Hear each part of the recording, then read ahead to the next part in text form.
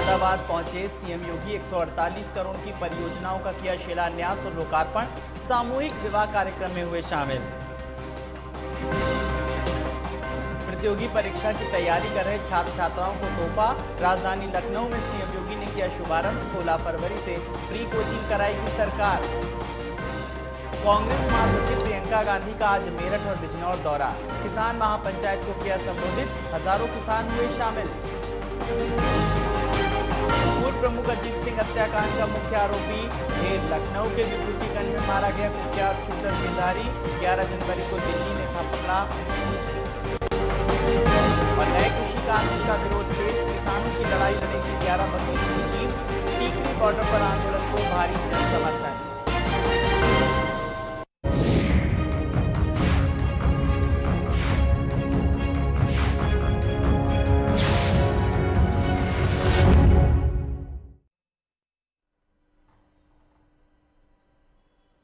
नमस्कार, मैं हूं आपके साथ आलोक और आप देख रहे हैं न्यूज लाइव।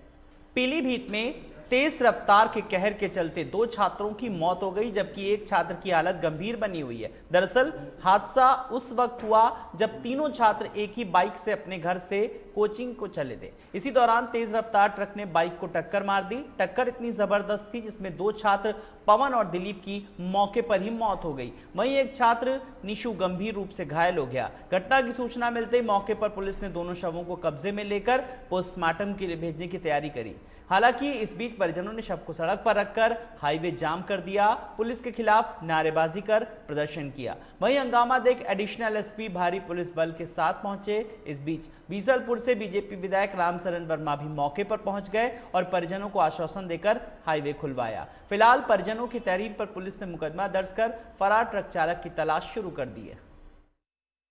यहाँ गुलेंदा चौराहे से आगे अकरम भट्टा के पास में एक्सीडेंट हुआ।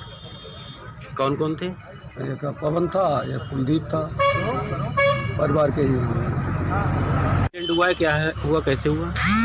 ये एक्सीडेंट है, हम तो बाद में आए हैं। एक्सीडेंट गाड़ी तक से हुआ। आगे बढ़ेंगे। प्रयागराज के व्यापारियों को सूबे के मंत्री नंद गोपाल गुप्ता नंदी से बड़ी सौगात मिली। कोरोना काल में जिस तरीके से व्यापारियों ने लोगों की सेवा की, उसको देखते हुए नंद गोपाल नंदी ने एक कार्यक्रम का आयोजन किया, जिसमें जिले के अलग अलग व्यापारियों को बड़ा इनाम दिया गया और लकी ड्रॉ के चलते किसी को कार मिली तो किसी को स्कूटी। वहीं लकी ड्रॉ में जिन लोगों को इनाम मिला वो बेहद खुश नजर आए और उनका कहना है कि उनको उम्मीद नहीं थी कि उनका नाम घोषित होगा। और कार जीतने वाले राजू केसरवानी का इनका कहना है कि वो हमेशा साइकिल से ही चलते हैं और आज जैसे उनको पता चला कि उन्होंने कार जीत ली है तो वे मंत्री जी का बहुत आभार कर रहे हैं। वहीं मंत्री नंदगोपाल नंदी का कहना है कि कोरोना काल में इन व्यापारियों ने कड़ी मेहनत की, जिसके लिए इस आयोजन को रखा गया। इन व्यापारियों का मनोबल आगे बढ़ सके।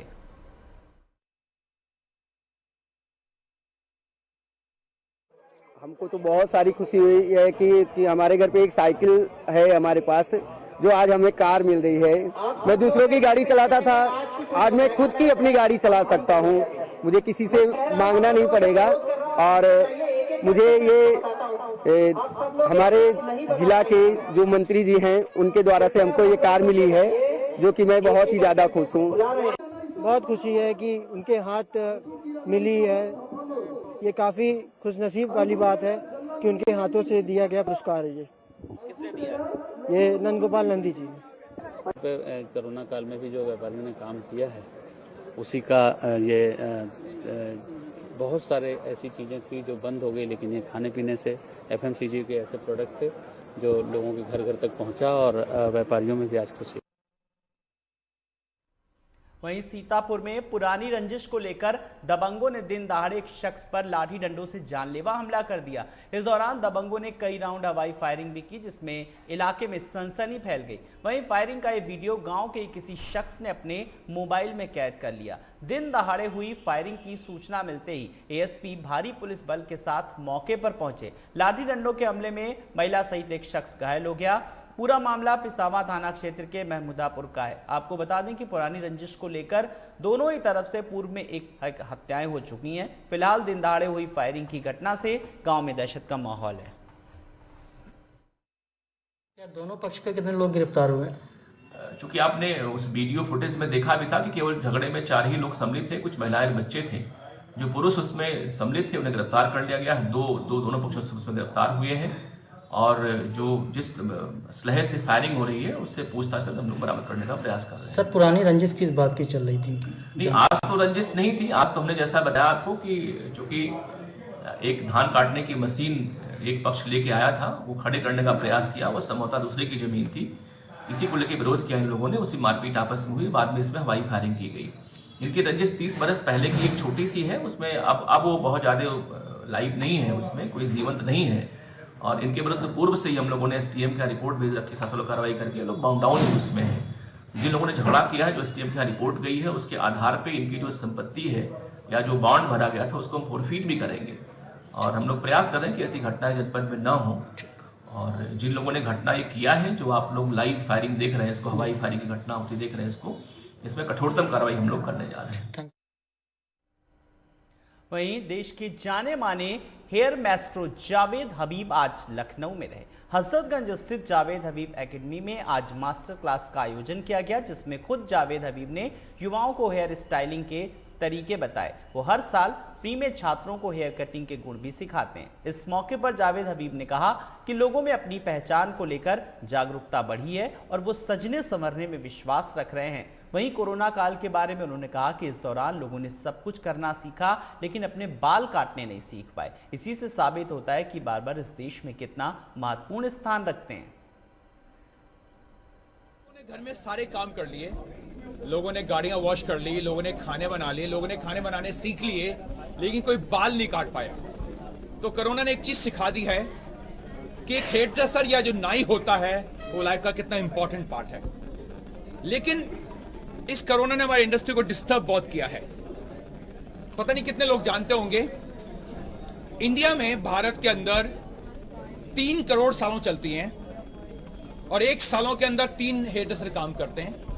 आप सोचो 130 करोड़ की पॉपुलेशन में से 9 करोड़ लोग नाई का काम करते हैं। इसका मतलब हम लोग कितना इंपॉर्टेंट रोल प्ले करते हैं। आगे बढ़ेंगे। पूर्व ब्लॉक प्रमुख अजीत सिंह हत्याकांड में शामिल अपराधी पुलिस एनकाउंटर में मारा गया। विभूतिगंज थाना इलाके में पुलिस ने गिरधारी का एनकाउंटर किया। यह encounter Lucknow police commissioner DK Thakur की अगुवाई में हुआ।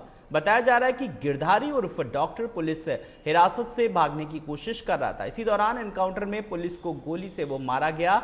गिरधारी अजीत सिंह हत्याकांड का मुख्य सूत्रधार और शूटर भी था। आपको बता दें कि बीते महीने राजधानी लखनऊ में हथियारबंद अपराधियों ने मऊ के पूर्व ब्लॉक प्रमुख अजीत सिंह पर ताबड़तोड़ फायरिंग की थी। इस हमले में अजीत सिंह की मौके पर ही मौत हो गई थी। वहीं फायरिंग के दौरान अजीत सिंह का एक साथी मोहर सिंह और एक डिलीवर बॉय भी घायल हुआ था।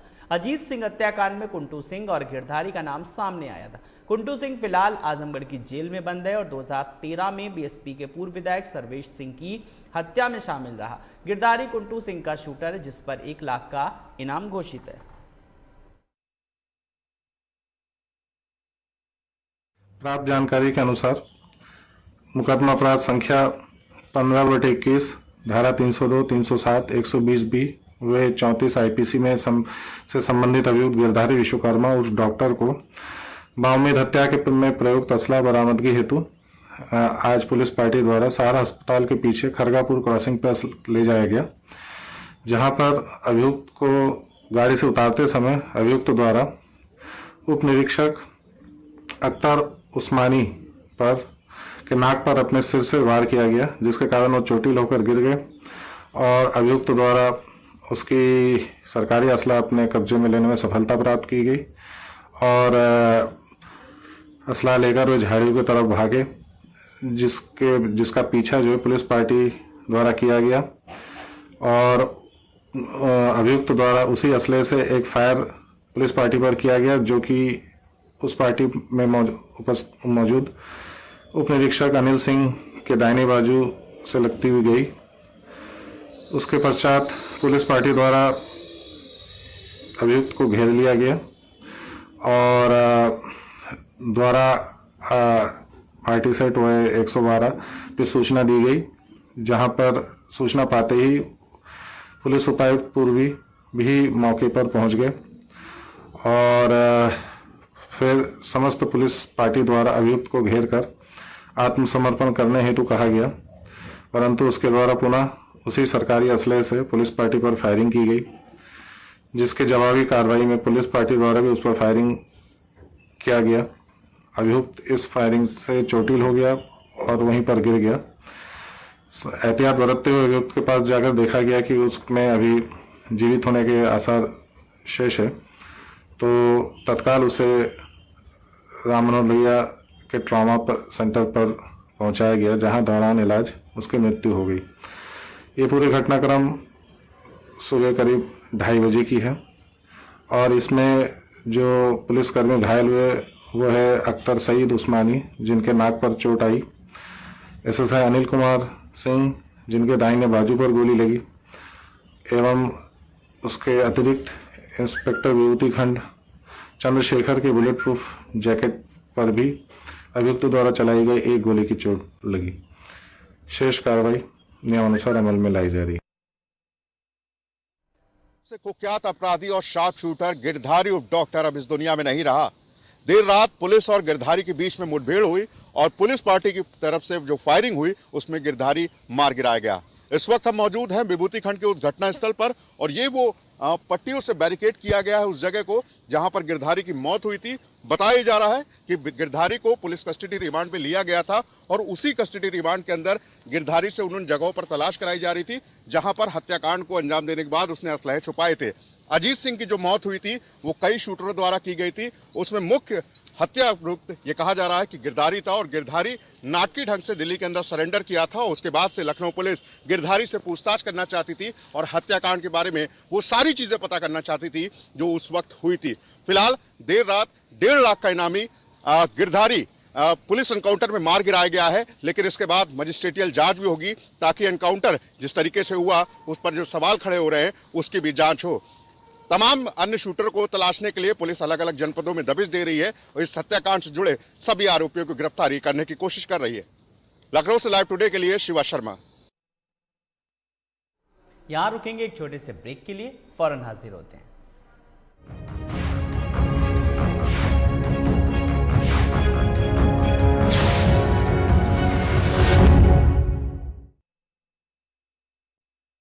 सब कुछ आजमाया और तब मैंने माना कि सिर्फ सच्ची सहेली ही है महिलाओं के उन मुश्किल दिनों की हर समस्या, जैसे कठिन दर्द, अनियमितता, खून की कमी, थकान व कमजोरी जैसी सभी प्रॉब्लम्स के लिए नंबर 1 औषधि एवं टॉनिक। वारदात की तह तक होगी पड़ताल, जुर्म की हर दास्ता होगी बेनकाब, हर अपराधी का होगा पर्दाफाश। देखिए क्राइम फाइल्स सोमवार से शनिवार रात 10:30 बजे सिर्फ लाइव टुडे पर। आपकी आवाज, आपकी ताकत, आपका अपना न्यूज चैनल लाइव टुडे अब उपलब्ध है ZEE5 पर।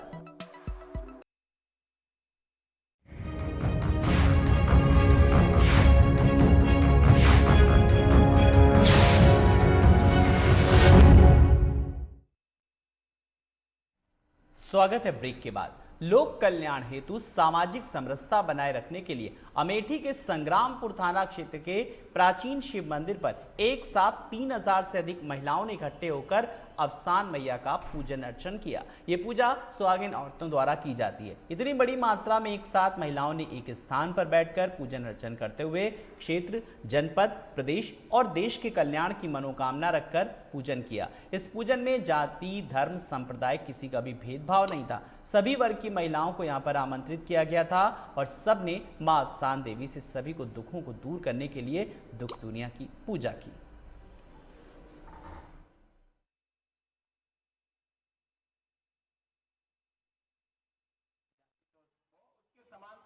धर्मार्थ हेतु कार्य है। प्राचीन काल से हमारे यहाँ अवसान मैया का पूजा हुआ करता है। उसी के उपलक्ष्य में महिलाओं का अवसान मैया के नाम पर डोडुरिया का प्रोग्राम। कितनी महिलाओं ने भाग लिया इसमें? अब आपके सामने हैं, लगभग 3000 के ऊपर हैं महिलाएं। आगे बढ़ेंगे। लखनऊ के नगर निगम ने सोमवार को हुए विशेष सदन में बीजेपी के 4 और सपा के 2 पार्षदों को कार्यकारिणी समिति का सदस्य निर्विरोध निर्वाचित किया गया। दावे के मुताबिक कांग्रेस के किसी पार्षद ने नामांकन नहीं किया। भाजपा से श्रवण नायक, रूपाली गुप्ता, प्रदीप शुक्ला एवं विमल तिवारी, और समाजवादी पार्टी से देवेंद्र सिंह यादव, जीतू और मोनू कनौजिया को चुना गया। मतों के हिसाब से भाजपा ने 4 और सपा ने 2 उम्मीदवारों को मैदान में उतारा था। एलडीए बोर्ड में सदस्य के लिए भाजपा से पार्षद रामकृष्ण यादव, संजय सिंह राठौर तथा राघव राम तिवारी और सपा से मुसव्विर मंशू को चुना गया। वहीं कार्यकारी सदस्य के लिए कांग्रेस पार्षद अमित चौधरी ने भी नामांकन करने का दावा किया था। कांग्रेस के पास कुल 8 पार्षद थे, जिसमें से एक पार्षद मोहम्मद हलीम ने समाजवादी पार्टी की सदस्यता ग्रहण कर ली। ऐसे पार्षदों की संख्या करीब 9 है। कार्यकारिणी सदस्य बनने के बाद प्रथम वरीयता के लिए कम से कम 20 मत चाहिए, जबकि एलडीए बोर्ड सदस्य के लिए 27 मत चाहिए थे। वहीं प्रदेश में दिन पर दिन महंगाई बढ़ती जा रही है। पेट्रोल और डीजल की कीमतों में इजाफा हो रहा है, जिसकी वजह से लोगों को काफ़ी समस्याओं का सामना करना पड़ रहा है। प्रदेश वासियों से जब इस बारे में बात की गई तो उन्होंने बताया कि पेट्रोल और डीजल के रेट में बढ़ोतरी हुई। बेरोजगारी के साथ इतनी महंगाई पर सरकार को नियंत्रण करना चाहिए। लखनऊ में पेट्रोल की कीमत 87 रुपये 63 पैसे, डीजल की कीमत 74 रुपये 79 पैसे है।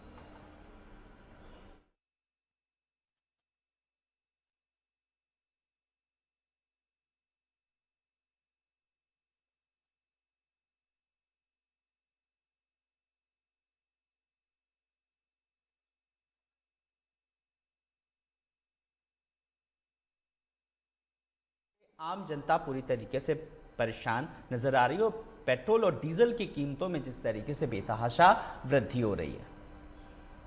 वहीं फिरोजाबाद में पुलिस और तस्करों के बीच मुठभेड़ हो गई। इस दौरान पुलिस ने 8 तस्करों को गिरफ्तार किया, जिनके कब्जे से 5 कुंतल गांजा बरामद किया गया, जिसकी कीमत 2.5 करोड़ बताई जा रही है। दरअसल पुलिस ने खुलासा कर मादक पदार्थ तस्कर की एक बड़ी खेप को पकड़ा।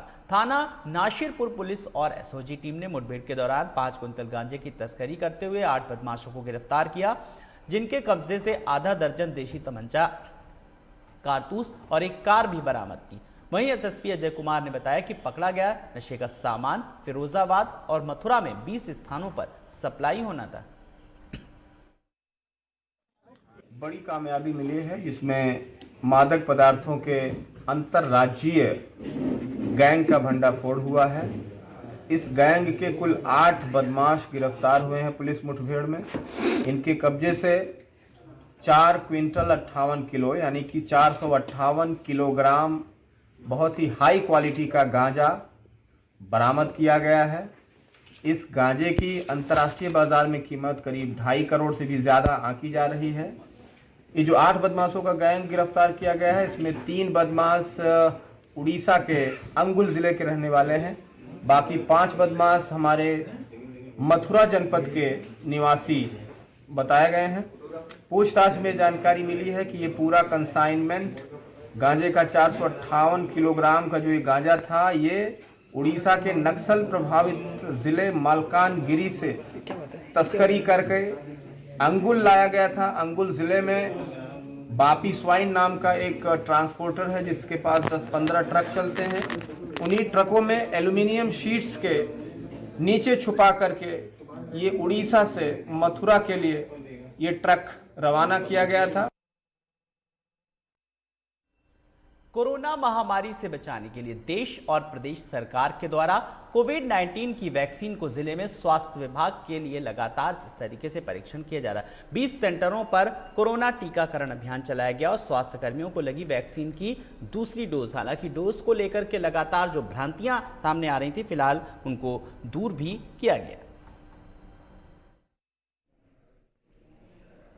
लगी वैक्सीन और 20 सेंटर्स पर कोरोना टीकाकरण अभियान। कोविड-19 की वैक्सीन को जिले में स्वास्थ्य विभाग के अधिकारियों, कर्मचारियों सहित फ्रंट लाइन वर्कर्स को टीका लगाया जा रहा है। अमेठी जिले के स्वास्थ्य विभाग के मुख्य चिकित्सा अधिकारी डॉक्टर आशुतोष दुबे ने बताया कि कुल 1400 लोगों के वैक्सीनेशन का कार्यक्रम रखा गया, जिसमें से जिले की 20 सेंटरों पर वैक्सीन की खुराक दी जा रही है, जिसमें 304 ऐसे लोग हैं जिनको प्रथम चरण में वैक्सीन दी गई थी, उनको दूसरा डोज अब दिया जा रहा है।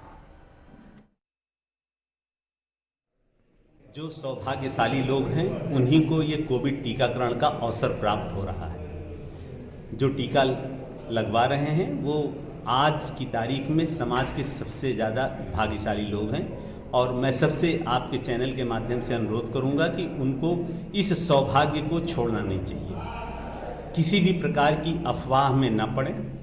केवल आदरणीय योगी जी, मोदी जी और स्वास्थ्य विभाग के द्वारा जो बातें बताई जा रही हैं उन नियमों का पालन करें। यहां रुकेंगे एक और छोटे से ब्रेक के लिए, फौरन हाजिर होते हैं।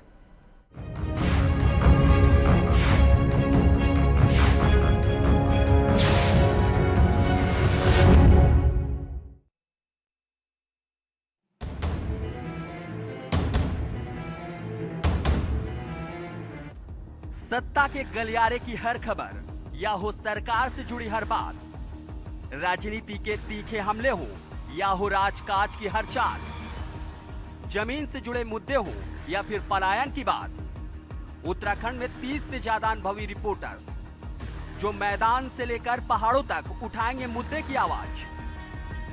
देवभूमि से हर खबर हमसे लीजिए, देखिए उत्तराखंड लाइव सुबह 9 बजे, दोपहर 2 बजे और शाम 6 बजे सिर्फ लाइव टुडे पर।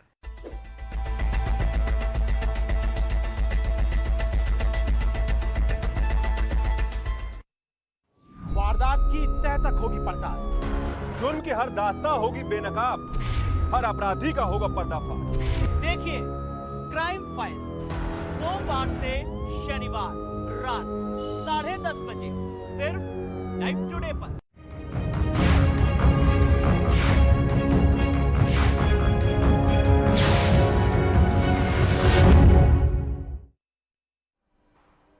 स्वागत है ब्रेक के बाद। लखनऊ के तेलीबाग स्थित आवास विकास परिषद कार्यालय में Uttar Pradesh diploma engineers association के कर्मचारियों ने आवास आयुक्त के खिलाफ जमकर प्रदर्शन किया। कर्मचारियों की मांग है कि परिषद ने 2016 से एसीपी का लाभ अब तक नहीं दिया। यही नहीं, अवर अभियंता के 386 पद खाली हैं, जो कि इन पदों पर अब तक नियुक्ति नहीं हो पाई है। जल्दी इन पदों की नियुक्ति की जाए। इसके अलावा व्यावसायिक और ग्रुप हाउसिंग की संपत्तियों में बकाया लगभग 6000 करोड़ की धनराशि वसूली के लिए ठोस कार्य योजना बनाई जाए, जिसमें बिल्डरों से पैसा वसूला जाए। Uttar Pradesh diploma engineers association के अध्यक्ष KN मिश्रा ने कहा कि अगर आवास विकास परिषद ने हमारी शोषणकारी नीति बंद नहीं की और हमारी मांगें पूरी नहीं की गई तो 19 फरवरी को आमरण अनशन करेंगे। इसका जिम्मेदार विभाग होगा। वहीं SN वर्मा महासचिव ने बताया कि प्रमोशन नीति का लाभ अब तक नहीं मिल पाया है। कर्मचारियों ने 32 साल तक सेवा दी, लेकिन उनका प्रमोशन नहीं हो पाया। वहीं उन्होंने चेतावनी देते हुए कहा कि अगर हमारी मांगें पूरी नहीं हुई तो प्रदेश में उग्र आंदोलन करेंगे। हमारी मुख्यतः कुल 12-15 हैं, लेकिन उसमें जो सबसे बड़ी मांग हमारी है ACP एक है, और जो 2003 और 2007 के जूनियर इंजीनियर्स को मिलना है, और यह मुद्दा 4 साल से लटकाया गया है। इससे हम लोग काफ़ी पीड़ित और आक्रोशित होकर के यह धरना प्रदर्शन शुरू किए हैं। नंबर 2, जो एक तरफ हमसे परिषद प्रशासन या शासन के लोग हमारा काम नहीं कर रहे हैं। जो एक समस्या परिषद में कुछ भूखंड, व्यावसायिक और ग्रुप हाउसिंग भूखंड को जो बेच दिया लगभग 8 से 10 साल पहले, 2012 और 2016 के मध्य बेचा है, और उस संपत्तियों की कुल कीमत 6000 करोड़ है, जिसकी वसूली नहीं की गई। तो एक तो लोगों को 6000 करोड़ रुपए की वसूली लोगों से नहीं हो रही है, और परिषद के ये जो ACP की हमारी डिमांड है जूनियर इंजीनियर्स के लिए, तमाम कर्मचारियों के लिए, खाली जूनियर इंजीनियर्स की नहीं, परिषद के 913 कर्मचारियों को ये लाभ मिल रहा है, और यह कुल खर्चा लगभग 3 करोड़ रुपया सालाना का है। 2016 से ड्यू थी, आज तक का ACP नहीं दी जा रही है। परिषद प्रशासन द्वारा मामला शासन को भेज दिया जाता है, शासन में वित्त और ब्यूरो सब जगह अड़ंगा लगाया जा रहा है, नहीं भेजा जा रहा है। मजबूरी होकर के हम लोगों को ये कदम उठाना पड़ रहा है। दूसरे है हमारे सदस्यों की प्रमोशन है, 32 साल की सेवा हो गई है, जिस पद पे भर्ती हुई उसी पद से सब रिटायर हुए जा रहे हैं, प्रमोशन नहीं किया जाते हैं। अन्य संवर्गों को 2-2, 3-3 प्रमोशन दिए जा चुके हैं, हमारे संवर्ग को कोई प्रमोशन नहीं दिया जा रहा है, जिससे हम लोगों में बड़ा रोष है। तीसरी बात यह है कि भर्ती नहीं हो पा रही हैं। हमारे 600 सदस्यों के स्वीकृत पद हैं जूनियर इंजीनियर के परिषद में, जिसके अगेंस्ट केवल 200-250 सदस्य कार्य कर रहे हैं वर्तमान में, और वर्क का लोड इतना ज़्यादा है एक सदस्य पे कि वो मानसिक बीमारी, ब्लड प्रेशर और अन्य बीमारियों से ग्रसित हो रहे हैं। 2016 से नहीं मिला, और अवर अभियंता के 386 खाली पदों पर भरने की मांग, और ये मांग लगातार जोर पकड़ती जा रही। एसोसिएशन के अध्यक्ष SN मिश्रा ने चेतावनी भी दी, तो 19 फरवरी को करेंगे आमरण अनशन। तो डिप्लोमा इंजीनियर्स एसोसिएशन का हल्ला बोल और तमाम सारी अपनी मांगों को रखा, जिसमें 2016 से नहीं मिला एसीपी का लाभ।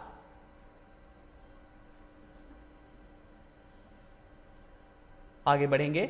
भारत रक्षा मंच, जनसंख्या नियंत्रण कानून, सामान्य एकता बिल, एक राष्ट्र एक कानून, हिंदू राष्ट्र जैसे उद्देश्यों के लिए लगातार 10 सालों से संघर्ष और समर्थन जुटा रहा है। महाकुंभ हरिद्वार 2021 में हिंदुत्व जागरण शिविर इसका सहयोग कर रहे हैं। श्री श्री मां आनंद आश्रम, श्री महाशक्ति धाम मंदिर, विकास नगर लखनऊ, निर्मल पंचायती अखाड़ा एवं भिन्न भिन्न हिंदूवादी संगठन सहयोग कर रहे हैं। भारत रक्षा मंच दिल्ली के जंतर मंतर पर भारत रक्षा मंच के राष्ट्रीय संयोजक एवं संगठन मंत्री, विद्यार्थी परिषद के पूर्व अध्यक्ष आदरणीय सूर्यकांत केलकर जी के नेतृत्व में यह अभियान चलाया जा रहा है। भारत रक्षा मंच के राष्ट्रीय पूर्णकालिक विस्तारक आशीष वाजपेयी सार्थक ने बताया कि दिल्ली के 272 वार्ड 70 विधानसभाओं में इन्हीं उद्देश्यों के लिए लोगों का अधिक से अधिक सहयोग प्राप्त हो रहा है। अब उत्तर प्रदेश के समस्त विधानसभाओं के वार्डों में वो भिन्न भिन्न संगठनों या हिंदुत्व विचारधारा वाले युवाओं, माताओं, देवियों, सज्जनों के साथ ही मिलकर देश के सभी राज्यों की सरकारों के सामने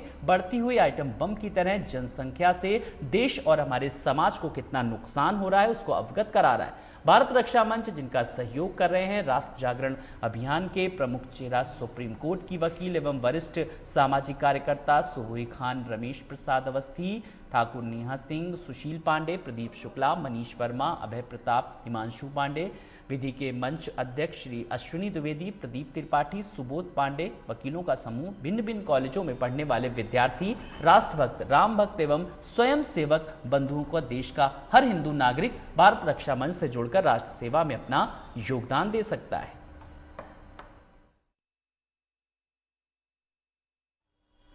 तो इन्हीं खबरों के साथ इस बुलेटिन में इतना ही। नमस्कार।